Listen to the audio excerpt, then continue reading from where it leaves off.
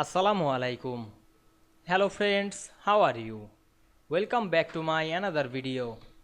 In this video, I am going to show you how to put 3 bullet point one line in Microsoft Publisher.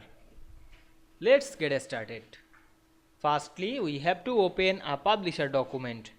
Now we want to put 3 bullet points in one line. Go to the Home menu. Then click the draw text box option and draw a text box.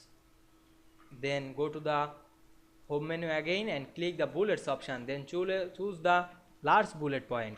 Then write anything.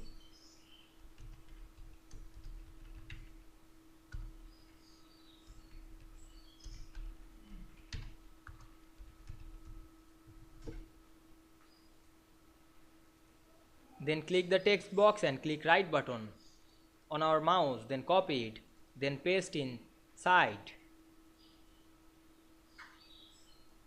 Then again paste this box inside.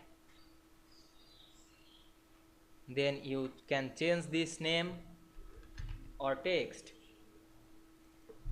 Now I change this.